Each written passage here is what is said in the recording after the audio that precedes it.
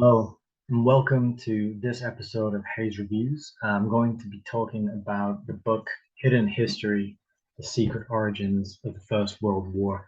Now, this is a huge book. It's packed full of data points and information that I wasn't aware of. It's changed my worldview and my understanding of who I am and the cultural heritage that I belong to as a Brit. And it's really opened my eyes to the way the world actually works. So in this video, I'm going to be walking you through some of the fascinating anecdotes and pieces of history that have been occulted, which means hidden from us, that we don't get in schools, we don't get in our textbooks, we don't even get in our universities. This stuff is incredibly well researched. I'll get to the sources and the references a little bit later in the video. But yeah, for the next hour or so, please hang in there with me, and we'll go through Hidden History by Jerry Doherty and Jim Macgregor. Really, the first thing I want to say about this book is that I can't believe I'd never heard of it, and I can't believe that I never heard the story and the account that it gives, and some of the characters and the people that the authors talk about. So I have to give a shout out up front here to Richard Grove, who's kind of my mentor, a person who many of us learn from, who has been putting out an extensive, valuable resource in the Peace Revolution podcast, as well as his Tragedy and Hope publications, which include magazines and documentaries. The man is a forensic historian, and he is looking very finely at the artifacts and the evidence that a lot of people don't look at. And so it was him who put this book on my radar, as he listed it in one of his top 10 books that he thinks people need to read and absorb and understand in order to have a more accurate map of reality. So a shout out to him, and also a shout out to James Corbett, who's made a documentary covering the same topic and the same stories that this book covers. That's called the World War I Conspiracy. I haven't watched it, but I'm just aware that it's a fantastic piece of work, very well respected. A lot of people love it and look up to it. So I wanted to kind of mention them up front because they cover this work in excellent depth in their efforts.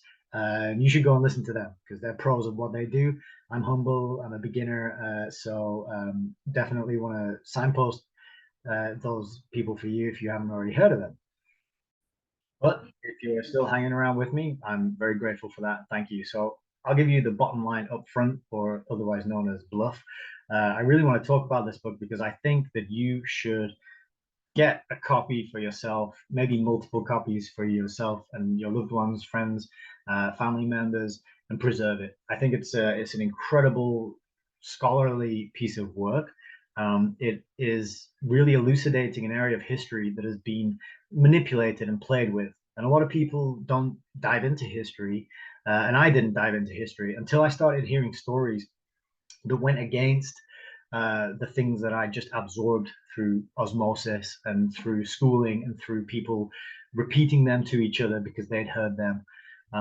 Then I heard an alternative narrative and a different account of how things unfolded. And it made me think, well, what's going on here? These are contradictory stories. They can't both be true. One of them has to be false. One of them has to be correct. Maybe the truth is somewhere in the middle. And so this what got me interested in reading the book. And after having read it, I now feel like it's such a valuable piece of work that the first thing I want to tell you to do is go out, grab a copy. Even if you don't read it anytime soon, get hold of it, put it somewhere safe, buy it for someone you know who's into history, particularly the history of the world wars, and just preserve it and get the information out there, because who knows when it'll be useful to have it, and who knows what'll become of the internet. As we know, we're all sort of watching things rapidly disintegrate. Things are disappearing. Censorship is rampant. People are getting cancelled left, right, and center.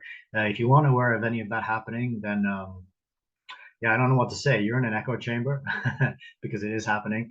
So this is part of why I run this channel and I started doing this, is because I really want people to turn back to the books, to really get into books as a way of preserving and passing on knowledge. And one of the phrases that I like to repeat often is the best place to hide truth is in the pages of a book. So the bottom line up front, grab a copy of this, preserve it, give it to someone you love. And with that said, I will now dive into some of what I learned when reading hidden history. So the bold claim on the back of this book, which I have read in a previous video where I did an inspectional reading, which I'll link to here, is that the history of the First World War is a deliberately concocted lie, not the sacrifice, heroism, and horrendous waste of life or the misery. They were all very real, but the truth of how it all began and how it was unnecessarily and deliberately prolonged beyond 1915 has been successfully covered up for a century. It's a really bold claim. It's a claim that I think many people would shrug off and dismiss because we all know what happened, or we think we know what happened. Yet, when pressed, I'm sure many people wouldn't actually be able to go into that much detail about how it all started. But basically, the very postage stamp version of what happened was Germany wanted to take over the world, and we stopped them. They were evil for wanting to do that, and we were good for getting up off our backsides and preventing them from doing that. You know, the other thing that I think is well known is that the whole World War One event kicked off with the assassination of Franz Ferdinand. And if you think of Franz Ferdinand as a pop band who wrote a song called Take Me Out, then you need to dive a little bit further back into history to find out who Franz Ferdinand actually was. So this book is on the cover telling us that that's a lie. Everything you think you know is wrong. You can't handle the truth. It's been covered up, bold claims. And so the first thing you have to think, or the first thing I think, is, well, what's the evidence and how are they going to back that up? Because that seems pretty audacious. So I got started, and like any good book, the best place to start is at the beginning. So as I mentioned, I did an inspectional reading, and in that, when I had in the inspectional reading, I had a look at the contents, the references, the index. I just had a flick through the chapter titles, lots of fascinating words, lots of fascinating ideas. But when I sat down to actually read it 2 weeks ago, and this took me 2 weeks to read because it's a pretty big book. Chapter 1 begins with the secret society, and so right off the bat, we are diving into conspiracy territory. And again, I want to, as I mentioned in a previous book review on the paperclip conspiracy, you got to be careful that you don't assume you hear what I'm saying when I say conspiracy, because we've been so well trained to tag on this word theory to the end of the word conspiracy when we hear it, so that we automatically dismiss what we're hearing as something that is theoretical or imaginary. And just as an aside, while I'm on that word theory, it's funny how we dismiss things that are tagged with conspiracy theory as fantastical or unproven. Yet there's other theories such as germ theory and the theory of evolution that we take as written in stone and complete fact. So the word itself, theory, is very interesting, worth looking up and investigating to understand what that actually means and what it actually denotes. But that's a tangent that I hadn't planned on going down, so you're welcome for that. Let's get back to the book review. The first chapter is introducing us to a gentleman, but as we'll find out, he wasn't gentle, although he was a man, I would say. And his name is Alfred Milner. And this character, Alfred Milner, I'd never heard of before. It's somebody who I started hearing about when I began listening to James Corbett's work and Richard Grove's work. And his name kept popping up when those guys are discussing history. But prior to the last 2 years, the man's name was not on my radar. And so the book opens with kind of an overview of their thesis about how World War I started. And they mention that they rely heavily on the work of Professor Carroll Quigley, who wrote a very maybe not well known but respected book called Tragedy and Hope. He was a incredibly celebrated and venerated historian of his time. He was allowed access to treasure troves of documents that most historians never see, and he wrote this big thick book called Tragedy and Hope. And the best person, I think, to get an idea of what's in that book is Jay Dyer. He did a 10-part lecture series on it. or there's a small book called Tragedy and Hope 101 that you can read. But that book is kind of considered to be the one that tells you everything about how the world is really run, who's pulling the strings, and names the names.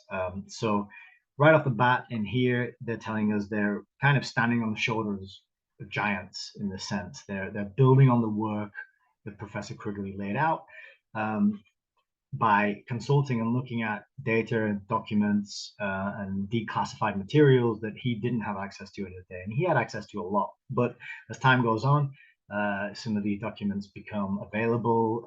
Things that were previously restricted or hidden find the light of day. And so this is kind of the ongoing thing of history, is people are looking at previous work and adding to it or dismantling it if they don't think it's good and rebuilding it in a better way.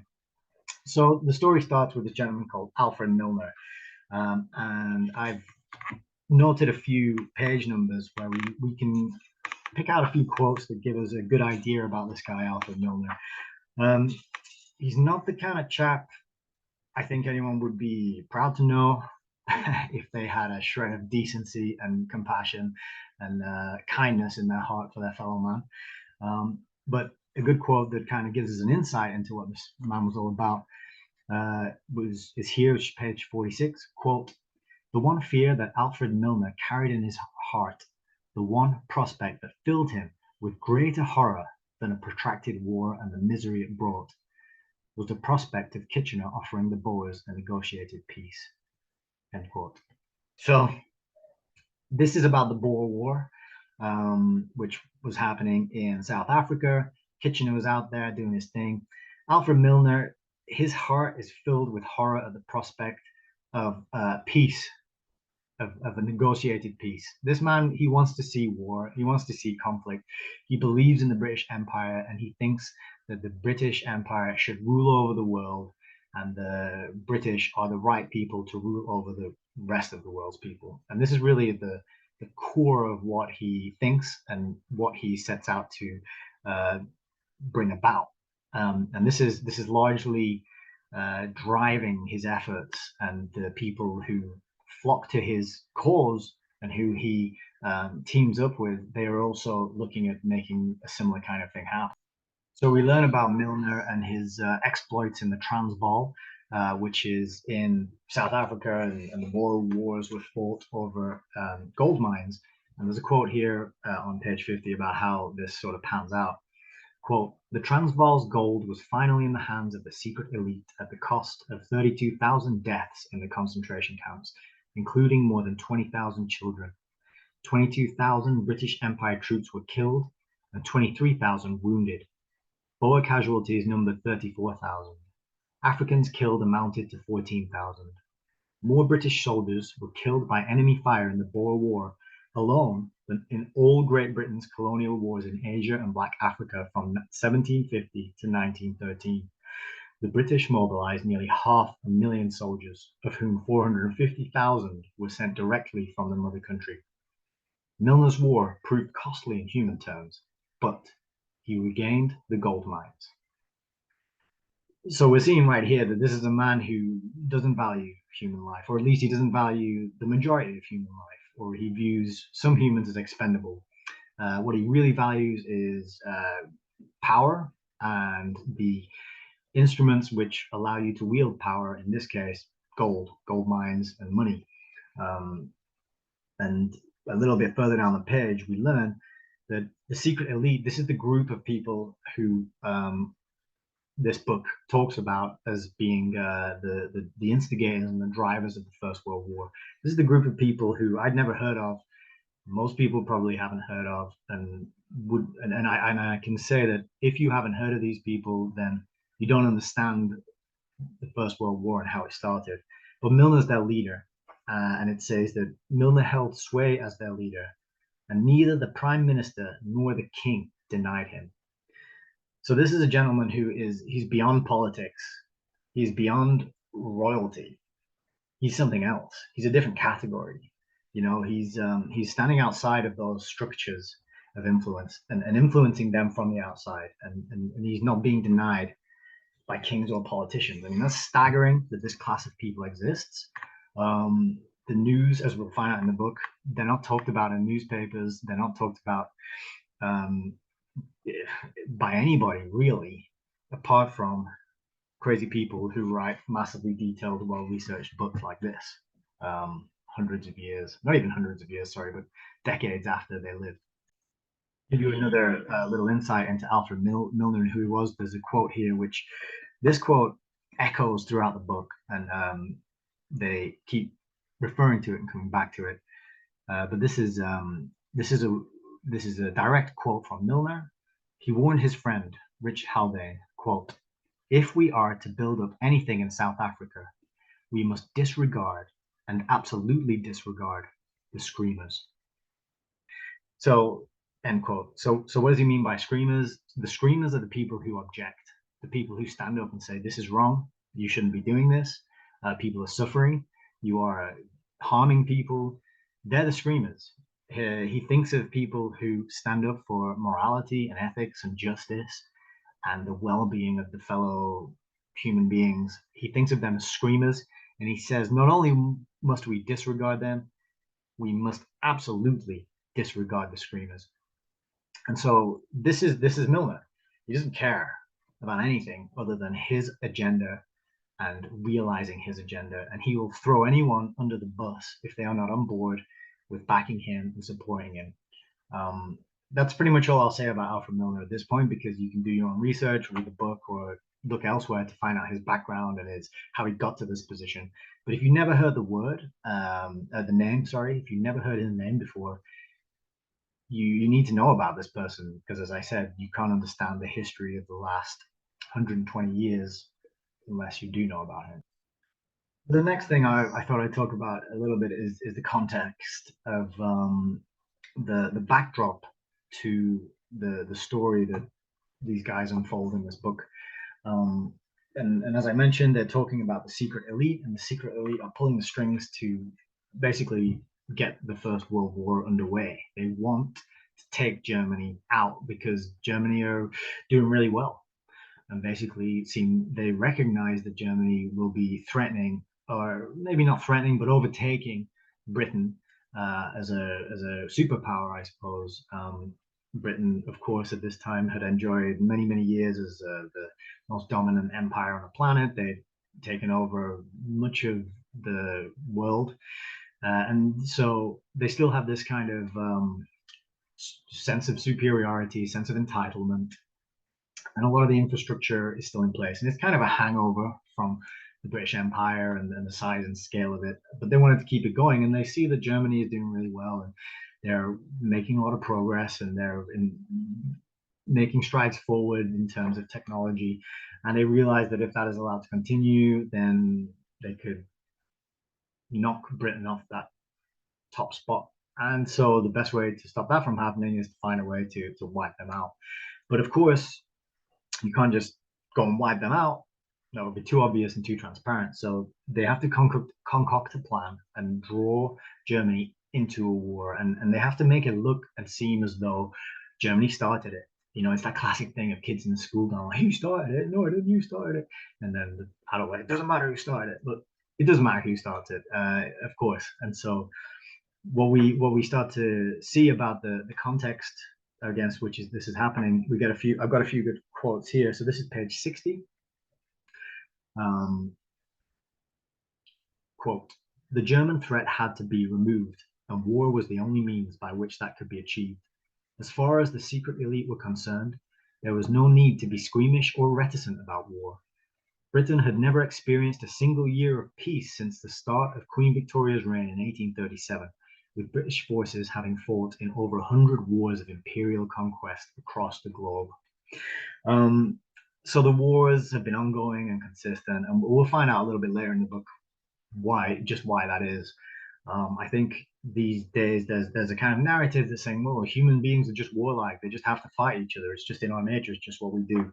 We'll kind of find out that there are other interests and other currents of energy that benefit from perpetual war. And so, but that's kind of the context that we're rolling out of this ongoing war and trying to uphold the British grasp over all these foreign territories and lands. So a really useful bit of context here about specific to Britain and what conditions were like in Britain is on page 99, chapter 6, quote, although the 1884 Reform Act increased male voting rights to include adult householders and men who rented unfurnished lodgings to the value of £10 a year, an estimated 40% still did not have the right to vote as a result of their status within society. The ruling class held every advantage, and their contempt for the poor was undisguised. Members of Parliament were restricted to the well-to-do by the expense of office and by the fact that they were unpaid. A prohibitive deposit of £150 was required for any parliamentary candidate, a sum greater than the total annual income of most British families. Indeed, it equated to twice the annual wage of a policeman. So we're learning here that most people can't vote, and to have a say in how the country is run and what things happen, you have to already be from wealth. You have to be already in a certain class of people, which kind of tells you that things are not being run in the interest of the little people, the everyday Joe and Janes of the world. But then what we kind of come to see and understand is that even if you're in that class of politicians, even if if you are a member of parliament and you can pay that deposit and you can afford to do this unpaid service, even you are not in on the game and what's actually happening, because it's the secret elite pulling the strings and really manufacturing and manipulating what is going to what's going to be taken as the foreign the what's the word for it, foreign policy. That's what I was looking for. Apologies for that, just had a brain fart. Right on the next page, this is what I was getting at. We find out page 101, quote, Milner continued to orchestrate foreign office decisions. It mattered not who was in power, the secret elite interacted just as if they were in office. So the attitudes and the actions that constitute the way countries interact with each other, these things are being manipulated. They're not organic.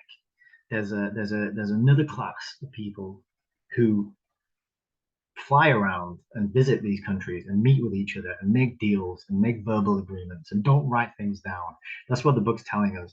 And Doherty and Macgregor call them the secret elite. And this is a lot of what happens in the first part of the book is these guys, Milner and his cronies, flying out to Russia and France and even Germany and Belgium and these places and just kind of schmoozing and making relationships and laying the groundwork for, they're basically setting up dominoes so that when the time is right, they can just flick the first domino and they'll all fall down and they'll get that pattern that they want to see at the end. It's one of those things. But another useful part of the context before I move on to talk a little bit about the conspiracy is page 100, quote, both the Conservative and Liberal parties had been controlled since 1866 by the same small clique that consisted of no more than half a dozen chief families, their relatives and allies, reinforced by an occasional incomer with the proper credentials. These incomers were generally recruited from society's select educational system, most prominently from Balliol or New College, Oxford, or Trinity College, Cambridge. If he proved valuable to the inner clique, the talented newcomer generally ended up married into one of the dominant families. The secret elite made an art form out of identifying potential talent, putting promising young men into positions that would serve their future ambitions, and slowly wrapping them in the warmth of establishment approval and ultimate personal success. So we keep learning about Milner's identifying talent and then kind of pulling people into the conspiracy and then wining them and dining them and funding them to have lavish lifestyles, to engage in all sorts of chicanery and indulge passions and habits and tastes and things that only well-to-do elite people who are on a power trip and have no qualms about denigrating that other human beings can engage in.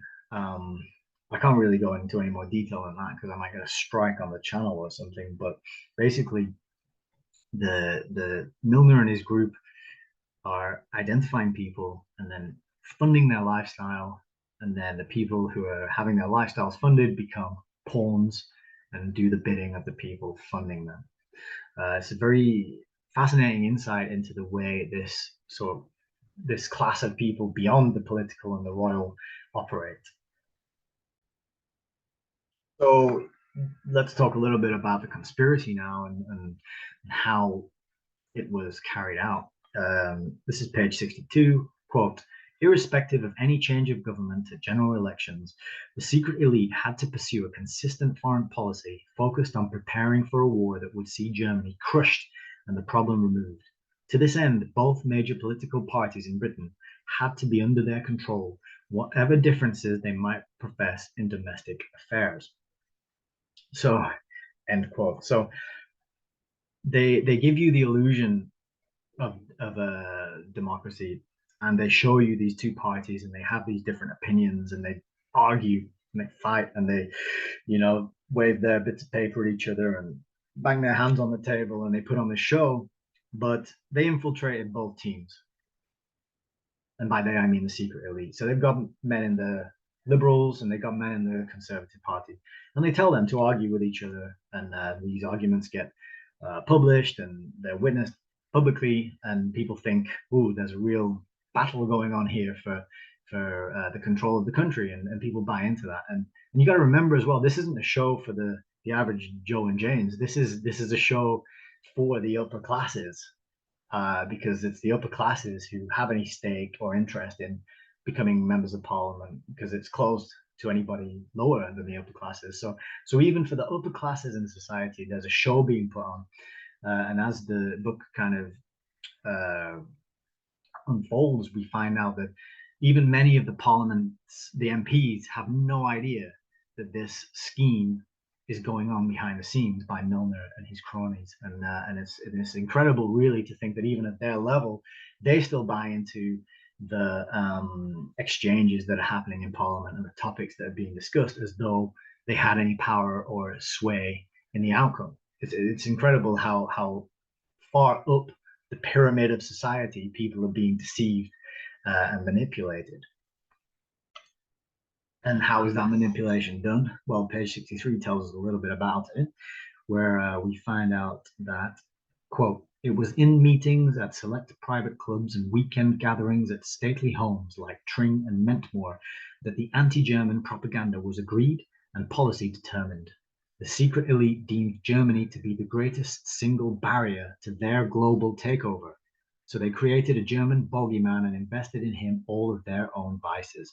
Newspapers, magazines, and novels spewed out their propaganda week after week, month after month, and sadly, the people of England swallowed it with relish.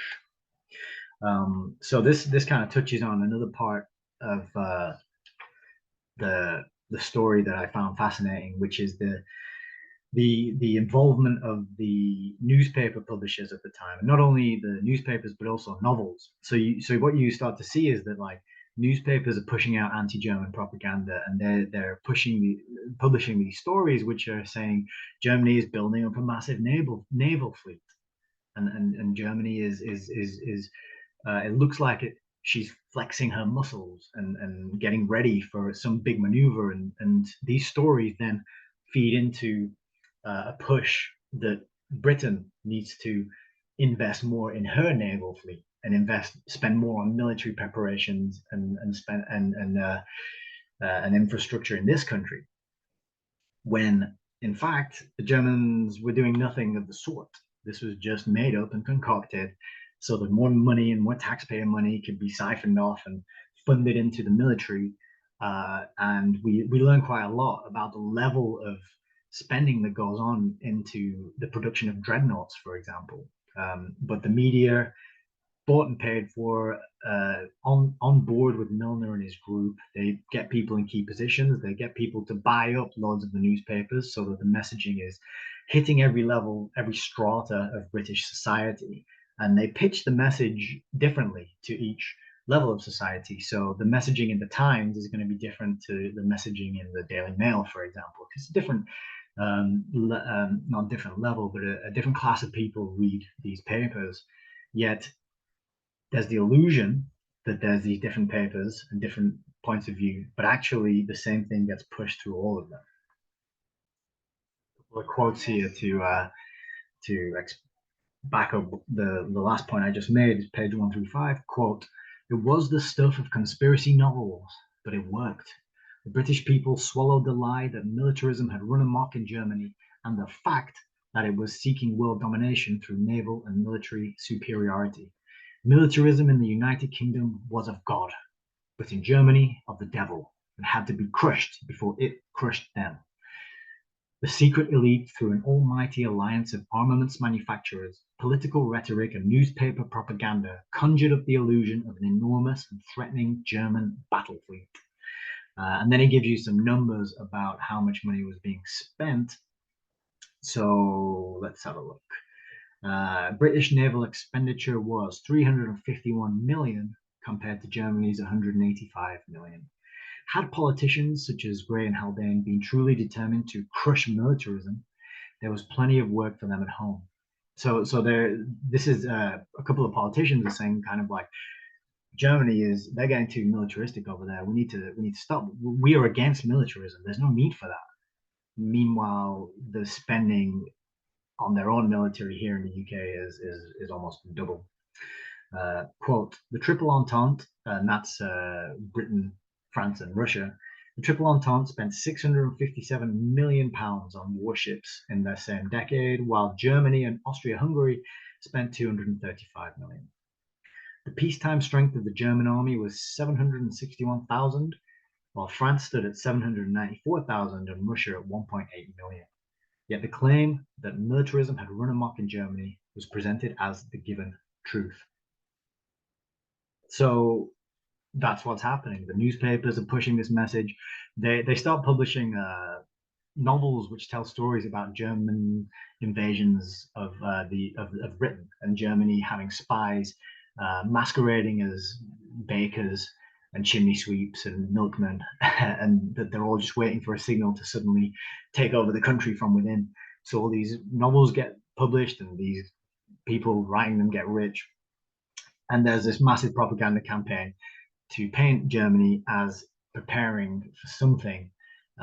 You can see they're planting that seed in the public consciousness. So when the time comes, when the conversation is being had, that they can whip up this paranoia, this fear, and turn it into support for a military war effort. So another key part of this whole story is finding out that where money, where does it come from? What does it get spent on? And how do these characters make their money? And a large part of it is in armaments and companies which produce weapons and build those weapons and export them and send them out. Huge, vast amounts of money, and you have to be pretty unscrupulous to be investing in this kind of thing. But that plays a huge role in how this conspiracy, how this effort to trigger a world war happens. We learn about that in the chapter, which I think my favorite chapter of the book perhaps is called Scams and Scandals. It's chapter 8, I believe. So we learn about that. It says, quote, "The armaments trust in Britain had its champions in both political parties, its friends at court, and its directors in the House of Lords and Commons. Its voice was heard in the press, and its apostles were in the pulpits of cathedrals and tabernacles. The churches were represented on its boards or shareholder lists by bishops of the Anglican Church," end quote. So the armaments trust this is one of the things that everyone agrees on. No matter what side of the aisle you are in terms of politics, we got to keep making weapons. Even if you are a bishop in a church, you've got some shares and you've got your finances tied up in weapons manufacture. And of course, in the press, this is one of the things that is just, it's like the elephant in the living room, I suppose. It reminds me of the comedian Bill Hicks saying, why don't we just take all that money that we spend on weapons and defense, which is actually attack, and use it to feed and clothe the hungry and the poor of the world. I don't think he ever got an answer, as far as I'm aware. But we learn here that actually this is a large, the people who are invested in this kind of industry and this kind of products are obviously stand to gain a lot from a world war, because what does a war need? It needs weapons. And what do armies need? They need weapons. And so so we learn that here we are. So there's different companies. There's a handful of companies actually.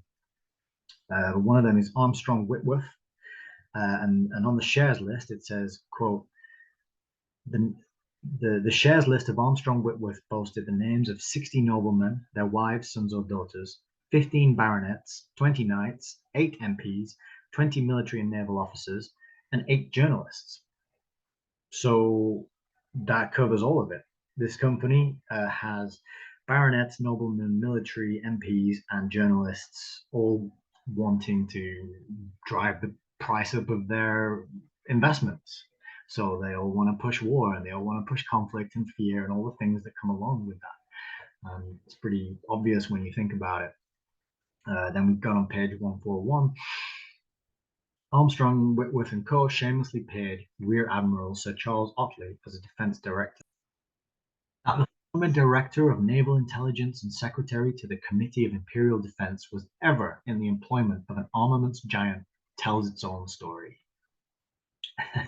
So this is the revolving door. This is the revolving door between government positions and big corporations, where 1 minute you are on the board of some medical pharmaceutical giant, and then suddenly you are now in the board of regulating what medicines are safe and should be approved or even mandated. And then the next minute you're back onto the board of a different pharmaceutical mega giant. And this is how it works. And if all these shareholders were struck off for their conflict of interests, there probably wouldn't be any left.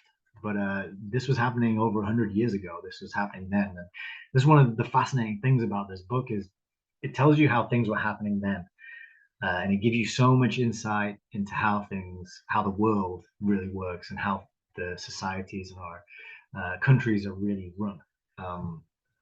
Or none of this kind of stuff happens now, and this is just a product of the past, and we're in a much better place these days. I'll leave that for you to decide.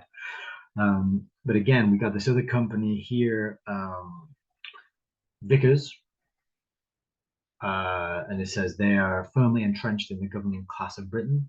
Shareholders included the nobility, senior politicians, admirals, generals, and other members of the British establishment who had direct access to the inner circles of power and were well equipped to apply political pressure.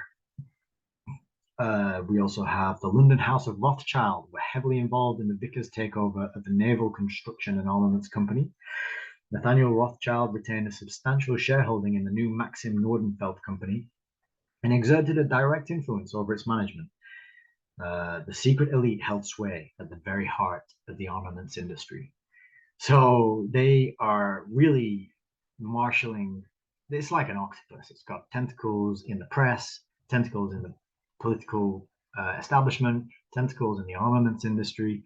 And with those three things, you can pretty much get a war going and get people to buy into it and believe it's necessary, because you've got all your bases covered and you're going to get super filthy, stinking rich off it going ahead. So as I mentioned before, the secret elite, they're a separate class to the political elite. And there's a great paragraph here which explains a little bit about this. As quote, page 192, the ordinary member of parliament had no inkling of these decisions. And the decisions they're talking about are the ones that are going to draw Britain, France, and Russia into a conflict with Germany.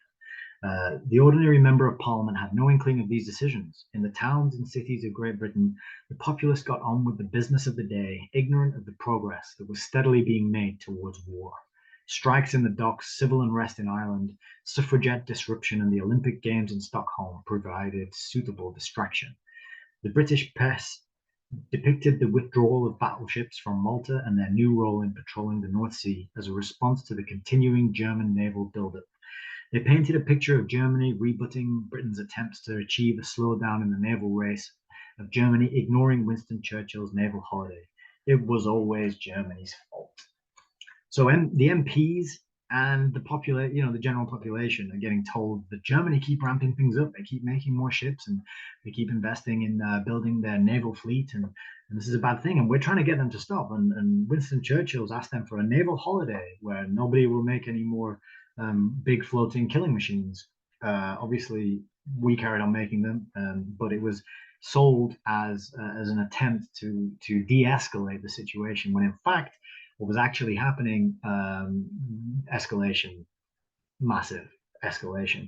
And this is, again, one of these things where we get one message and then we see another thing happen. So I guess this is the root of the phrase, actions speak louder than words. People will tell you one thing, but you've got to look at what they do and what is actually happening and what things are actually going forward, to see the significance of their words. And often you'll find that there is a very distinct contradiction, and even a complete opposing contradiction, where the things being said are totally opposite to the things that are actually happening being done. Now I'm having to skip over a lot and kind of leave things out because this book is just there's no fat. It's all pure meat. It's all protein. It's all goodness. There's nothing you can leave out. But I have to skip over it for the sake of brevity. But there's a chapter here that I wanted to mention. I thought it was pretty illuminating. It's chapter 25. It's called Ireland Plan B, and this is where we find out that while all this stuff was happening, while these secret elite are pulling the strings and setting the dominoes up to fall, so that Germany looked like the aggressive bad guy, and Britain and France and Russia have to step in to save the world from Germany. They're also concocting a plan B, which will give the same result if Plan A fails. And Plan A has to do with Franz Ferdinand, his assassination, and Austria and Belgium, and particularly Belgium's neutrality. Which is all explained. But their plan B is Ireland, and as all this is happening, there's a civil war brewing in Ireland, and that's kind of headline news. That's talked about in Parliament all the time. And what happens is the two groups that are ready to kick off in Ireland are building up their weapons and their forces and getting ready to go at one another. These weapons are being bought and then imported. They're being bought overseas and they're being imported. And it turns out that they're being bought from Germany. So the secret elite plan B, to paint Germany as the evil bad guys who we have to go and kick their heads in, is that, well, they gave these two groups in Ireland all this money, all these weapons, and now we've got a civil war on our hands, and it's Germany's fault. So I just thought that was a fascinating chapter, an episode to learn about, because they have like their planning is so in depth and accurate and detailed, that they have redundancies built in. They have a fallback backup plan. If plan A doesn't work, we've got B, and who knows if they got C, D, E, how many plans they have, because as we find out that we don't even have a complete and full picture of their scheming machinations, because they destroy loads of their letters, and a lot of the people involved in this whole web of control and conspiracy, when they die, leave instructions that their correspondence has to be burnt, or they burn the letters, after reading them, and they tended to avoid writing a lot of things down. So that's another thing that just smacks of guilt and foul play. If you're having to cover your tracks and you're having to commission newspaper editors and authors to come up with propaganda and to rewrite and reimagine your story from the perspective of a biography that you have written or you write yourself, all sorts of chicanery. And I think that's the second time I've said that in this video. repeating myself. I'm probably it's getting a bit late for me, but all sorts of questionable choices being made about covering up things and leaving breadcrumb trails to misdirect and confuse and lead people off the scent of who's actually responsible and what actually happened. So arguably, probably, the climax of the book could be considered to be chapter 27, which is called The Speech That Cost a Million Dead. And this is where Sir Edward Grey addresses Parliament, and he basically says, look, Germany is evil. They've been investing in building up this big navy. We got to go to war, and this has to happen. This is a fascinating chapter because we learn that the amount of times that the MPs are lied to on both sides of the political spectrum, they're just getting lied to and deceived, and they're basically rendered impotent because none of them have any idea what is actually going on. They're unaware of secret agreements that are being made and conversations that are had on foreign soil, and they're just sort of they're a laughing stock basically. And I don't know if much has changed these days, or if things are very similar. I mean, that's for someone else to decide. But the speech that cost a million dead. This speech leaves. So it says here, quote, the majority of Liberal MPs were stunned by what they had heard. Suddenly, without debate, consensus, or warning, the government, their Liberal government, was on the brink of declaring war.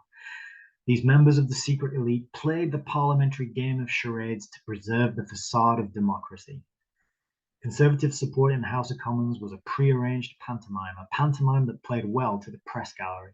The secret elite had never let party politics interfere with its sphere of influence. They controlled them all. So at this time, the system of politics we had was a facade. It says here it was just something for show, something that I guess was kind of a bit of a play put on, so that it looked like the people running the show were debating and discussing and using due process and coming to democratically agreed decisions. Not the case. Not the case at all.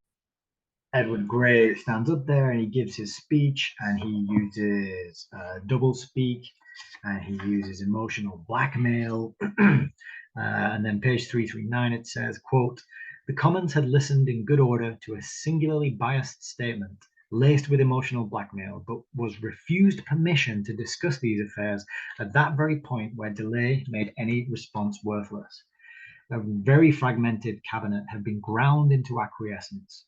The decision to go to war had already been taken by the secret elite, by their cabinet agents through the mobilizations of fleet and army, by the Northcliffe press, and all with the full knowledge of the monarch. They were not interested in alternative views. So this speech is given out. It's full of kind of dishonest rhetoric and tactics used to manipulate the emotions of the audience. And then it's decided that, okay, there's no discussion of what's been happened. And the rest is history, as they say. But there's a great sequence of MPs who do stand up and protest and try to point out what's going on, or who did. Sorry, and some great quotes from these gentlemen. So the first one that I picked out here is from Percy Molyneux. He's a Liberal MP from, or he was a Liberal MP from Dumfriesshire. I don't even know how to pronounce that. He declared, they have brought us to the brink of disaster without our knowing and without our being warned. I say that at the last moment they should give the people of this country a chance to decide. This is a continuation of that old and disastrous system where a few men in charge of the state, wielding the whole force of the state, make secret engagements and secret arrangements carefully veiled from the knowledge of the people, who are as dumb, driven cattle without a voice on the question. And nobody can tell the country what are the important considerations that ought to weigh with us in taking part in this tremendous struggle. The dumb-driven cattle were being herded towards the global abattoir for reasons they would never properly know. So there were people standing up and calling it out and saying, we can't go to war, we shouldn't go to war. The reasons being placed here are fraudulent, we've been deceived, we need to put it to a vote. And I forgot to mention as well, but the 4 years leading up to this, the British people had been told that relationships with Germany had never been good and had been getting better year on year. And the MPs were standing up there and saying this, yeah, Germany, cool, we like those guys, we get on with them, things are going all hunky-dory. And then suddenly there's this just abrupt U-turn. It must have caused whiplash on a national scale to do this 180. And people are standing up and calling it out in Parliament. Another one is Joseph King. It says he did not hold back. We've also, yeah, his views were perfectly valid and completely justified, but what he could not grasp, what none of them could grasp, was the much more sinister fact that Prussia, like France, was being used to a greater secret elite purpose. My bad, sorry, Mr. Joseph King. King, he reminds the people in Parliament after Grey's speech a short time ago. The honourable members were declaring they would invite the Kaiser over. This is the Kaiser of Germany. So he's reminding them that the relationships have been good with Germany, and now we're on about going to war with them. And then the quote that I just read out is showing them that they're just totally oblivious to the manipulation that's been going on, the secret elite machinations. This is what I mean. They've been rendered impotent, and it's kind of sad in a way to think that our supposed elected representatives, who are the best and brightest and running our democracies, are so impotent and so open to manipulation, having the wool pulled over their eyes, and so oblivious to how the world actually works. So people are shouting, going backwards and forwards after Edward Grey's speech, and then it takes Arthur Balfour, who lent his name to the Balfour Declaration, which I have a number of books on. I'll probably talk about on a video one day. But he steps up, and he just ends the whole back and forth on this issue. And let's see, what does it say here about Balfour? Got it. So Arthur Balfour, former Conservative Prime Minister, he had heard enough.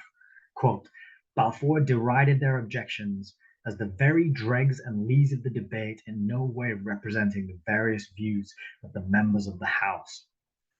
With consummate arrogance, he patronized all that had been said before his interruption, stating that what they were engaged in was a relatively impotent and evil debate. So he just shuts it down. People who question this decision and the gravity of going to war are just shouted down in silence, basically.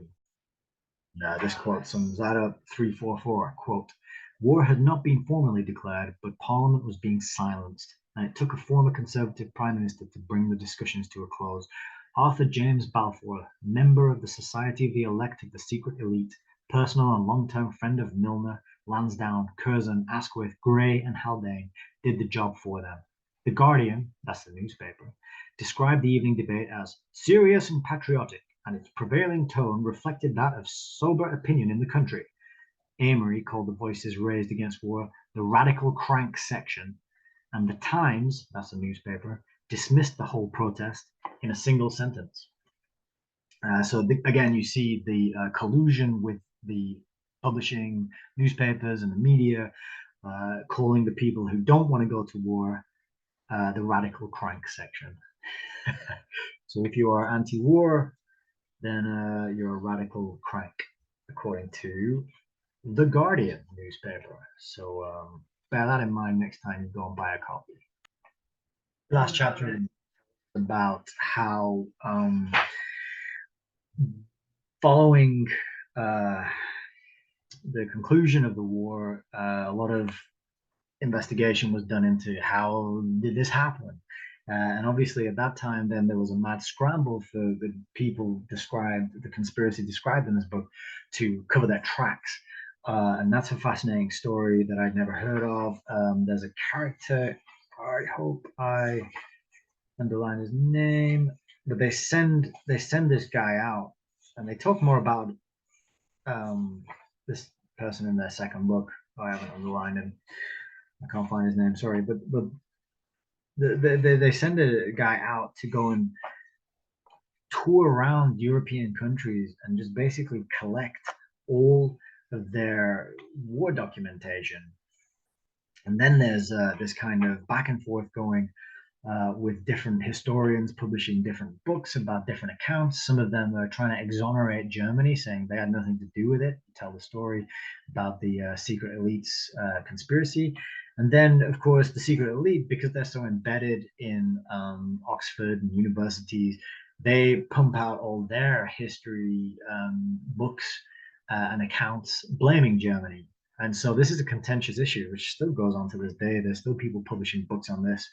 Um, and it's still, yeah, as recently as 2006, there's a thesis being demolished, and people going back and forth on, you know, Germany's role, whether or not they were to blame. Herbert Hoover, that's the guy.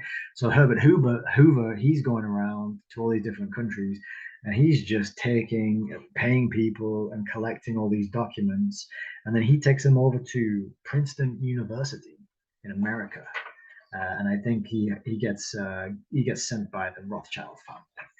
So this final chapter, anyway, is interesting because they're addressing like the question I had when I first read the back of this book, which is like, how have I never heard about this before? Well, they tell you all about that at the end of the book. So that's Hidden History: The Secret Origins of the First World War. What I've managed to give you in this little video today is it's a fraction of what's in this book. Trying to review a book like this is basically an impossible task because the whole thing is just facts and information, and it's so well referenced. If you can see that little blue tab there, that's about a quarter of the way through the book. So that last quarter of the book is all references and bibliography and source material and notes to back up the claims made. So if I've read any quotes to you and you're skeptical about the claims, good. Don't believe anything I say. Get yourself a copy, check the source yourself, and investigate it. I don't want you to believe anything I've said. Then you've also got an appendix here, which is a diagram of with Milner in the middle. I don't know why you can see that. Milner's in the middle there. And then all the different areas of influence and control that kind of span out of him like a spider's web. He's kind of the spider in the middle of the web. The other thing that I really will say I loved about this book was every chapter has a summary at the end of it with bullet points summarizing the key takeaways from that chapter. And that's what all these green tabs are. They are the end of the chapter summary. So it's an incredibly easy book to dig things up and find things again and to refer back to. Plus, there's a bunch of pictures in the middle, and there's some maps. And my biggest takeaway from this book is, goodness me, how little I understood about how the world really worked 100 years ago. And then the next question following on from that is, how much overlap is there between the story in this book and how the world worked back then versus today and how the world works now? Has much changed? Have we left all this kind of stuff behind us and we're in a better, more fair society with more control and more say over how our societies and countries are run and the direction they're heading in? Or are things the same back then and there's shadowy figures off to the edges and fringes pulling and manipulating things, and we just get spoon-fed a kind of pantomime version of what's really going on? I don't know. I'm not sure, but this book certainly gives you food for thought and time to pause. So that is Hidden History by me, Nick Hayes. I really appreciate you hanging around and listening to me ramble on for all this time. If you're still here, that is fantastic. Last thing I want to do is offer the next 3 books. So what I like to do is when I finish reading a book and I've reviewed it, I pick 3 books that connect to that book in some way, and then I let the first commenter who gets to the end of this video and writes at the bottom a comment to pick what I read and review next. So the 3 books that I picked off the back of this are all fascinating and interesting, and I'm excited to read all of them. But I'm going to open it up to you. So this one, the first option is Lord Milner's Second War. This is a book which Richard Grove told me to read. When I said I was reading that one, he was like, okay, the next one you've got to read is that.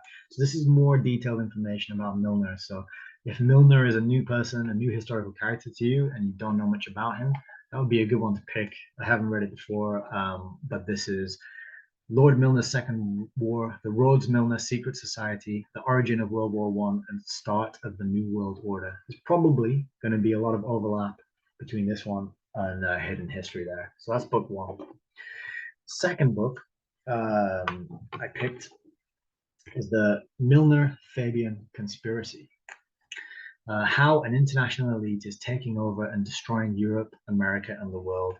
So again, this is more information about Milner, but this goes from that time up to the present day. So this one has chapters which come right up here. It's talking about the Labour Party, the Council on Foreign Relations, Chatham House, the UN, the EU, immigration, multiculturalism. Probably lots of things that if I talked about them would get me banned. So if you want to see me read and review that one next, leave a comment. Third book is The Enigmatic Edwardian by James Lees Milne. This book was referenced in Hidden History.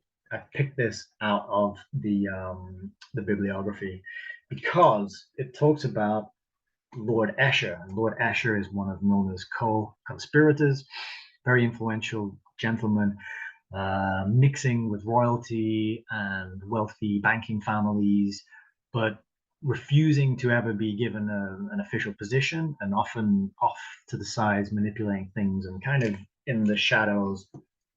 But the reason I wanted to grab this book is because, and I got this is the second thing, it cost me £6. Absolute bargain. It's crazy how cheap books are these days. The reason I wanted to get this book is because there was a quote in there about this guy's tastes, let's say. And then to my surprise, I opened up the book when it arrived and I just read on the inside cover here. So he learns talking about the second Viscount Esher. He's manipulating events effectively from backstage.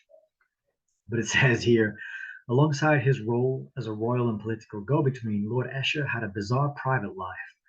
Throughout his life, he indulged in a series of relationships with beautiful youths. He even conceived an unhealthy passion for Maurice, the least attractive of his children. Just an interesting window into the tastes and predilections and mentality of some of the people who make up these secret elite group, and what kind of people they are, I thought. So I grabbed that book, thought there might be some interesting tidbits and factoids in there to look into. So they are the 3. That's the Enigmatic Edwardian, it is Lord Milner's Second War, and it is the Milner-Fabian Conspiracy. So if you've made it this far into the video, fair play, kudos to you. That is incredible, and I thank you very much. Let me know which one you want me to read and review next. And I say next, it's not actually going to be next. The video I'm going to be making next, the book I'm going to be reading next, is about this, IBM and the Holocaust. Lots of cheerful topics on this channel.